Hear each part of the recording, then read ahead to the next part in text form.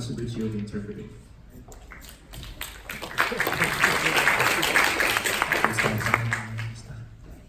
So you were in the theater with us watching the film. What was that experience like? When was the last time you saw it? 実はこれですね、映画祭でベネチア映画祭で最初に上映したバージョンがプレミアバージョンがありまして、この後にちょっと短く編集し直したバージョンが日本で公開したバージョンですけど、これは本当に久々に見る映画祭バージョンだったのですごく僕が久しぶりで、これを見てやり直そうと思ったんですけど、今日見るとですね、これはこれでこっちのバージョンもいいなと思って、実は前もそんなこと思ったことがあって、2バージョンを両方ともがそれぞれの形で今残してあって、僕は結構自分で見てて割と腑に落ち、いろんな意味で腑に落ちる今日でした。So this film first premiered at Venice Film Festival, and there was a version for the Venice Film Festival, which is the premiere version. But after watching that, I decided to do a shorter version for the Japanese theatrical release. But the one that we just saw today is actually the film festival version. And at the time when I first saw the festival version, I wanted to redo it. But now that I'm seeing it, I do think this version is good too. So actually, I've been going back and forth on this idea, and two versions do exist today. Watching it again, I felt pretty good about it. And the primary difference between these two versions is about 10 minutes, or? そうですね、10分ぐらいの違いで、細かくやっぱり直した方がいいところはあるんですけど、大きくは結構大きくシーンごとゴンゴンってカットしちゃってるのがあるんで、今日見るとそのシーン残しておいた方が良かったかなって今日見てちょっと思っちゃいましたね。今日のにはちゃんと入ってるわけですけど。So yeah, it's about 10 minutes difference, and there are certain details that I do want to fix about this version. However, when I did the re-editing, I did cut chunks. I cut a chunk of like scenes out of the film, and now that I'm seeing those scenes today, I'm starting to think that maybe I should have kept those scenes.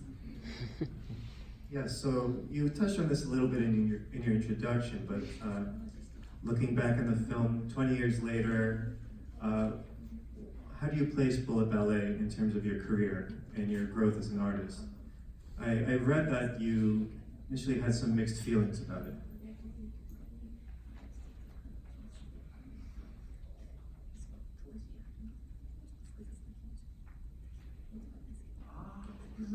そうなんですね。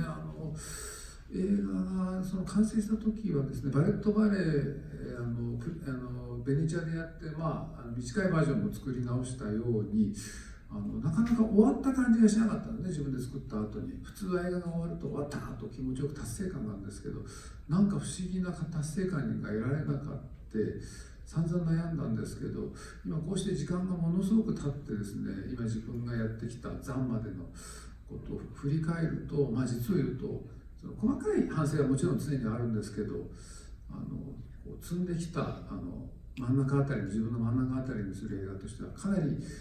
納得のいく感じだったんですね。もちろん分かりやすく理解しやすいようにはできてない映画だと思うんですけど、最後に井川さんっていう黒沢映画にも出る俳優さんが殺し屋さんとして出てきますけど、非常に分かりやすいですけど、あの人は途中で戦争体験者として出てくるんですけど、本当に戦争のことを全く知らない世代の2世代が2世代がすごい虚しい戦争を繰り返している時に、子供たちが遊んでるんじゃないよと、本当の暴力はこれだと、すごい神様が雷を振り下ろすようにやってくる感じがちょっと今の時代の警告、自分警告というのがこの時代からちょうど始まってて、20年前からちょっと世の中のきな臭さを感じ始めたんで、そのことが表されてました。So yes, I did have mixed feelings, and so for that reason, I made this shorter version of Bullet Ballet. Usually when I finish a film, I feel like I've finished a task and I feel good about it, but I just didn't quite feel done when this is over. I'm not entirely sure why. But now that I look back on it, and after I've made my new film Killing, and like watching this, of course I have small things that I would perhaps want to change about it, but now that I'm watching it, I feel more confident with it. It's still not made in a way that's easy to understand, I don't think. However, regarding this character that appears towards the end of the film, Igawa, Mr. Igawa, he's an actor who appears in Kurosawa films. And he appears as from a generation who has experienced the war. And so he appears and then says, watches these kids who are fighting and says, this is all kids play, let me show you real violence. And that's how he appears. And to me, that's sort of a warning sign for today. And this is around the time that I started thinking about this theme of this idea of warning about today's society. And that started for me about 20 years ago. Is it true that another originating event that helped you write this script was that you were mugged by a group of teenagers?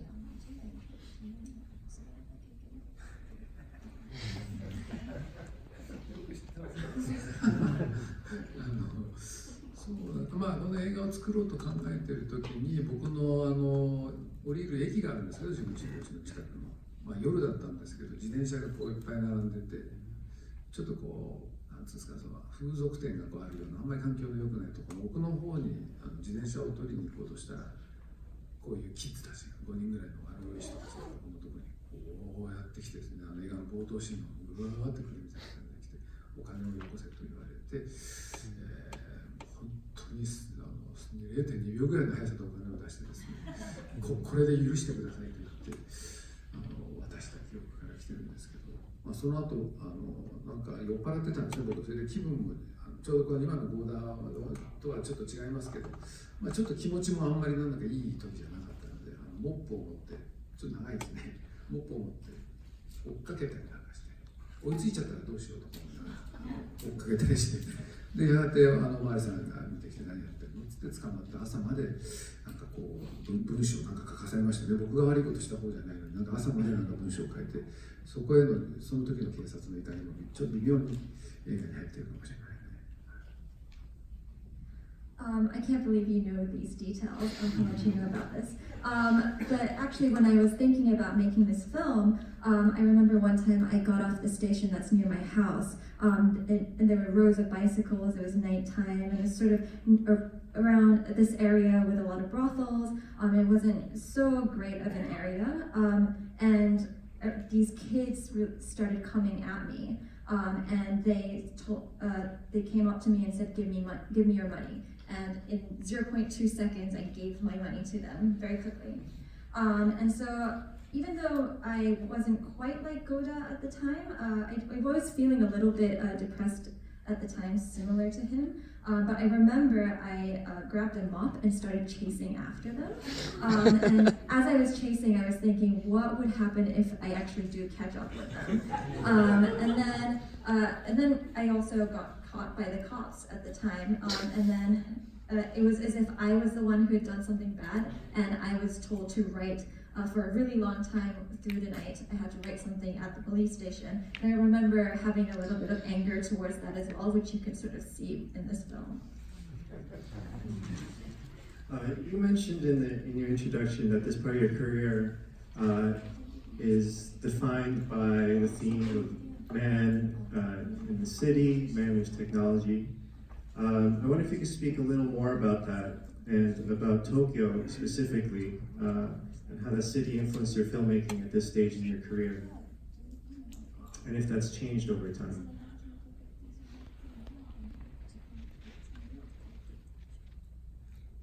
東京は本当に自分が生まれ育った場所なので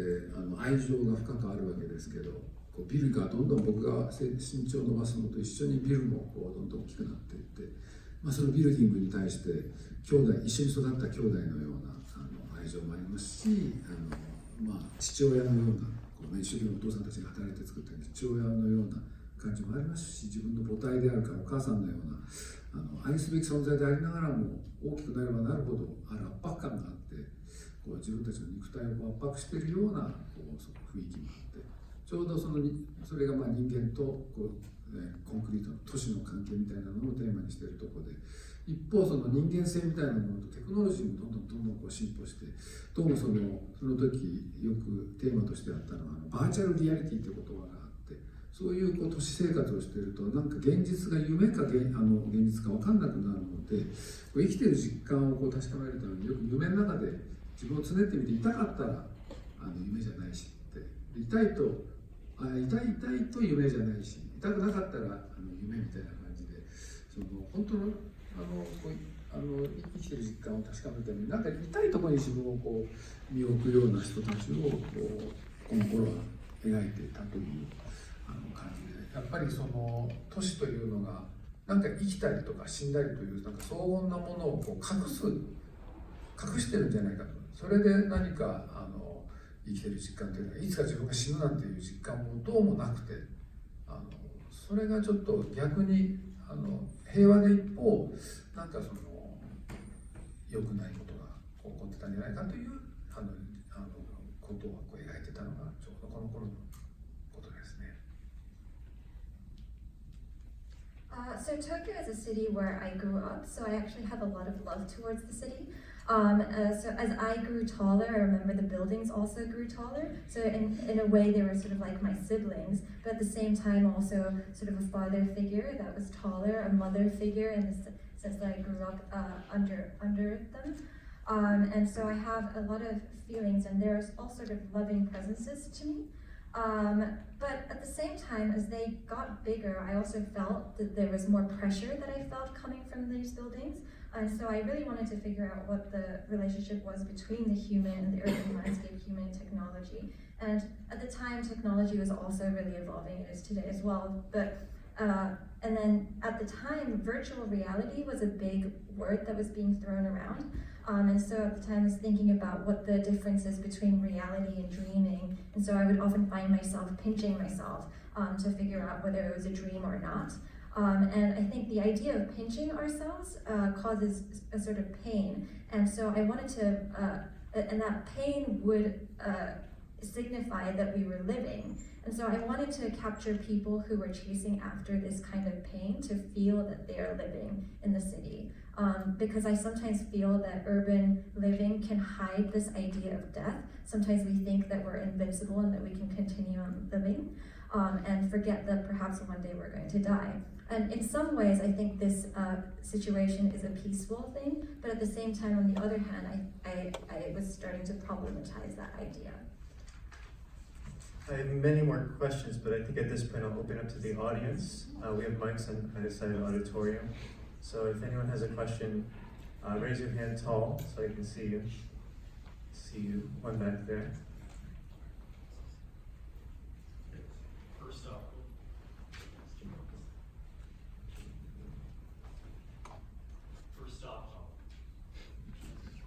The third time's a charm, here we go.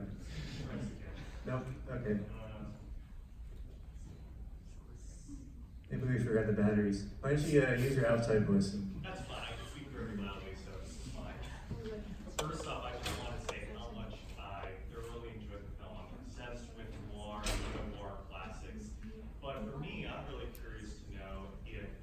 as a cinematic influence, if you were inspired by the cinematography and the themes used in some of the early Akira. Oh, thank you. There you go. Akira Kurosawa's, oh, excuse me, that was really loud. Akira Kurosawa classics like Stray Dog, the idea of guns and the city as an environmental factor in the storyline. And if you were inspired by late 60s classics like Funeral Parade of Roses for its shaky documentary style filming.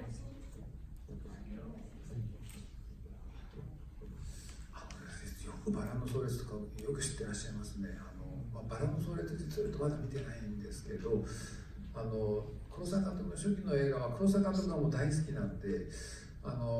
黒沢監督の映画のようにしてやろうって意識的にはやってないんですけども、黒沢監督の映画自分の体の中に染みついちゃってますので、野良犬のこととかはやっぱり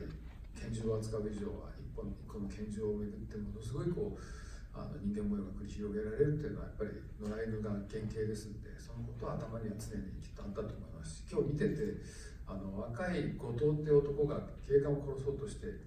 コンクリートの陰でこうやってるとこが結構三船敏郎だと思って今日初めて思いながら確かに見ているところがありました。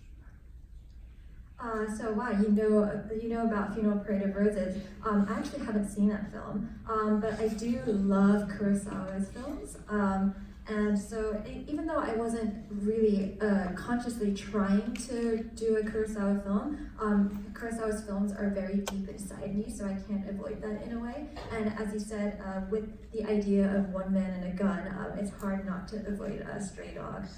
So it really starts to show in some way. While I was watching this film and watching Goda try to kill a police officer, I was thinking, oh, whoa, this is very Mifune-like. ちょっと三船さんと似てましたよ。 It looked a little bit like Mifune Toshiro, honestly. Sorry. Just got a hand down here, like Bush. Thank you. This film reminded me very much of 1960s films. And in particular, there were several points that reminded me of Rocco and his brothers. Everyone will laugh because that's one of my favorite films. But the fight scene in the garden and the rape, the way Chisato was always making the Christ-like gesture, extending her arms like Nadia did in the film, and the boxing being part of it, all reminded me of Rocco and his brothers, and I was wondering whether you thought of that. 六甲の兄弟すいません見てなかった。 I don't think I've seen that film, actually. すいませんね。 Sorry. でもその手を広げるのはキリストさんというのは今日実を言うと少し考えながらもきっと意識の底にはあったんですけどあんまりこうそのことをはっきり考えてなかったんで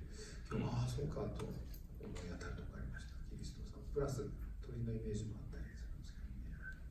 But regarding your point about this Christ-like opening her hands out wide, I didn't really have a clear idea about that symbolism necessarily, but watching it today, I was also thinking about that a little bit. But at the time, I was also thinking about the image of a bird. In the middle over here.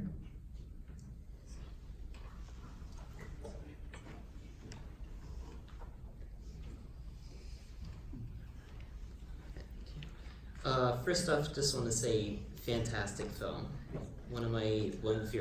It's just a brilliant film. My question is, what inspired your style of editing? The almost chaotic editing, especially with the sequence with the gun being fired and the multiple styles of footage being shown. It also reminded me a lot of one of your earlier films, Tetsuo the Iron Man, the very almost like dreamlike editing.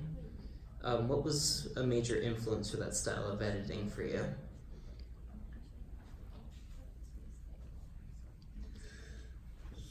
そうですね編集はもうそのなんかこう身につけるのはなんかこう勉強してとかそういうんじゃなくてもう自分の感覚に忠実にやってる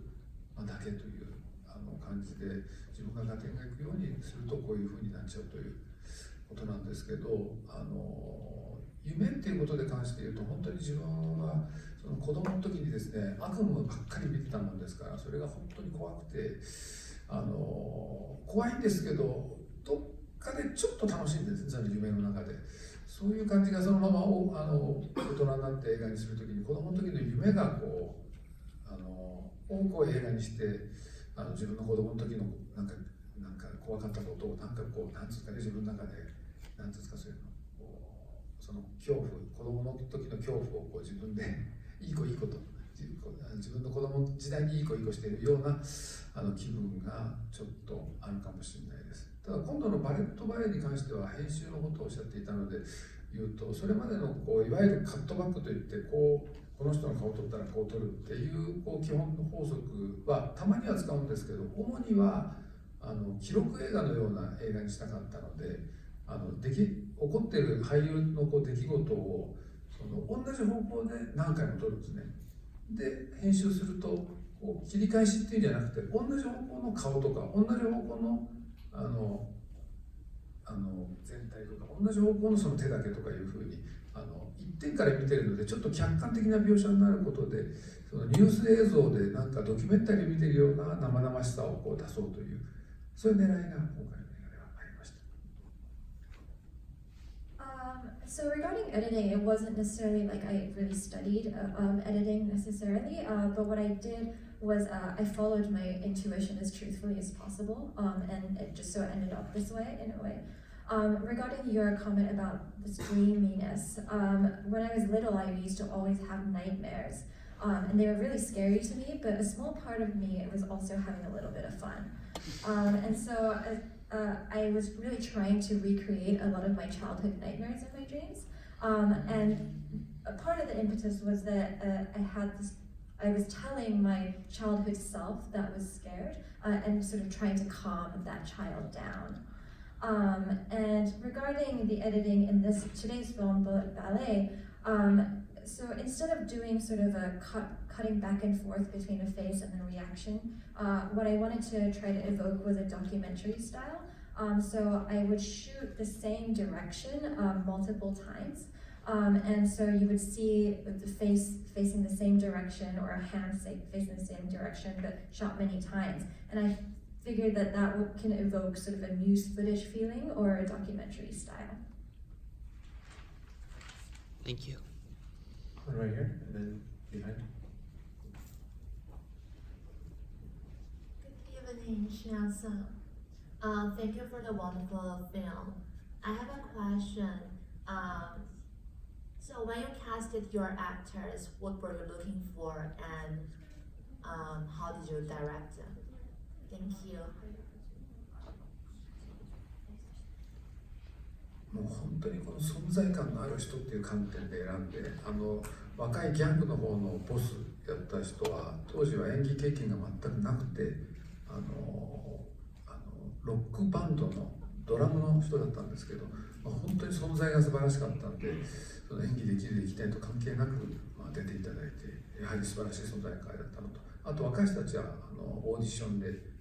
選んだりとか選ばせてもらったりとかで、一部主人公の千里さんは演技経験あるんですけどあんまりなくて、やっぱり存在感で雑誌のファッション誌とかの雑誌に確か出てて、そのお顔と体の雰囲気の存在感でお願いしたりとか、そういう感じで役者さんから選ぼう、絶対選ばなきゃっていう感じじゃなかったですね。一方で、途中で郷田の奥さんをやる鈴木京香さんは日本ですごいポピュラーな女優さんですし、最後の井川さんは先ほど言いました黒沢映画に出てる尊敬する映画の人だったりとか、特にこの人じゃなきゃいけないとかじゃなくて、もう本当に幅広くいろんなところから出てもらうために探すようにアンテナを張ってたという感じで、ただひどい演出なのは、その若い人たちにどういう演出したかっていうと、腐った死んだ魚の目をしてくださいっていうふうにお願いした記憶がありますね。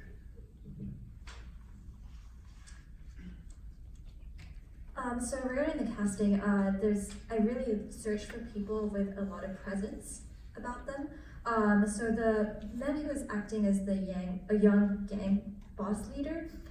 he actually had no acting experience at all, but he was actually a drummer in a rock band, and it didn't really matter to me whether he had acted before or not. He just had such a great presence, and I think he has that in the film. Regarding a lot of the young people, I did audition many of them. Regarding Chisato, she actually didn't have so much acting experiences, even though she did have a little bit, but really I felt that she had a great presence. She was in a lot of fashion magazines at that time, and I felt that something about her face and her physical features evoked a very great presence in her. So I wasn't necessarily looking out for actors at the time. Regarding the actress who plays the wife of Goda, Ryoka Suzuki, was already a famous actress at the time. And then of course Igawa, who I spoke about earlier, who was in Kurosawa films. So I was casting a very wide net in terms of searching for people in the film, and I was having my antennas wide.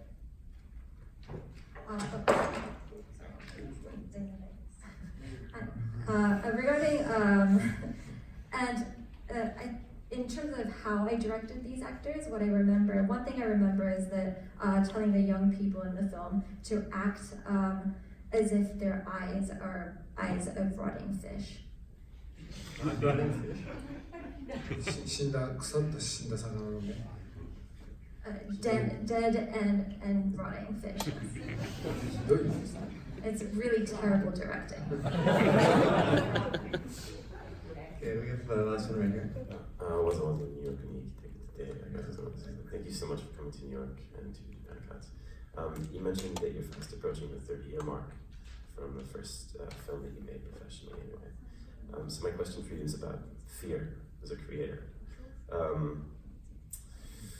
Specifically pertaining to the moment when you show your work to an audience for the first time. For example, fear of failure, fear of looking like a fool. How has that changed over the 30-year span of your work, your relationship to that fear? And can you offer any advice to first-time creators, or perhaps creators who are going in a different direction, how to navigate that kind of fear that you may have or may not have a relationship to? 最初の質問の何ですか最初の恐怖そうだまあ一等最初に見せる時がやっぱり一番ちょっとドキドキまあ本当に成功か失敗かすごい長いことをかけて作るんでかなりドキドキしてまあその時のリアクションで大体その映画の行く末が大体分かりますのでってこうがっかりしたりちょっといけるかもなと思ったりするんですけどでもどっちかというとその期待というかもう手塩をかけて育てた可愛い子供なんで多少嫌われてもダメだったのねとは思わないのでよしよしじゃあ一緒に育っていこうねみたいにこう手を取り合ったりなんかするので恐怖というよりはどっちかというとこうワクワクの方がやっぱりどうしても多いくはなってしまいます。Regarding showing sort of my work, I definitely feel a lot of nervousness, and I think about whether the film is a success or a failure, since I've been spending such a long time making these films. And so I'm very nervous trying to figure out what the reaction of the audience will be, because when I look at the reaction, it oftentimes tells me how well the film is going to do beyond that. But then these films to me are all sort of like my children, so I feel a lot of adoring feelings towards them. And so I don't necessarily feel like they have to be loved. It's okay if sometimes they're hated in a way. So I sort of, the feeling that I have towards my films is sort of telling a child saying, don't worry about it, we're going to grow together. And so in some ways, I think the bigger feeling that I have is excitement. もう一個ありましたね。それがちょっと難しかったんですね。なんか若い人に。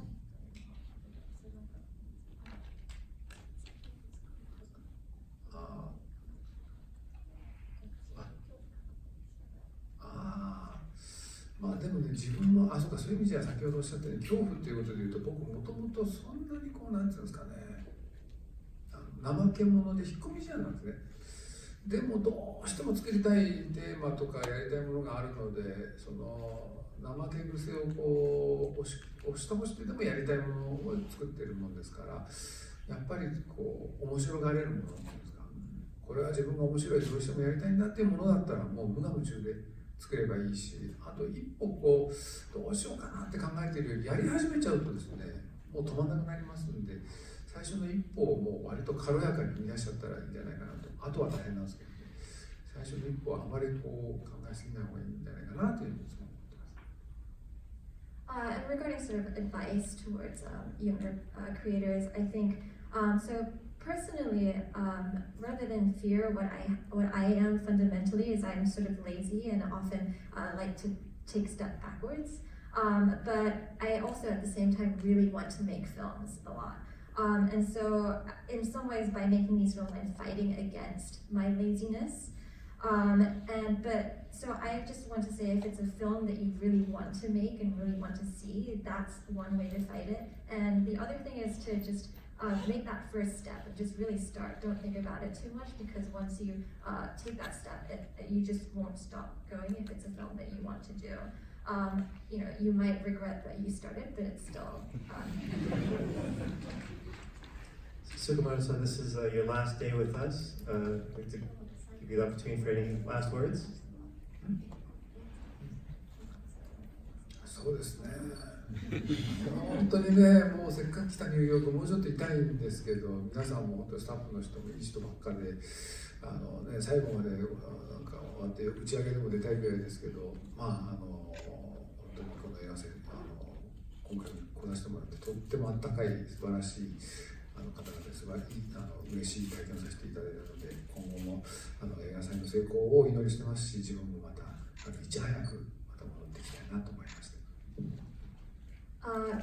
So I wish I could stay longer in New York. I think the staff here is really wonderful and welcoming. It's been a very warm experience to be here at the festival. I wish I could almost stay to the closing party. It's been such a warm experience and it's been great to be here. I am praying for the success for the rest of the festival and hope to come back here again soon.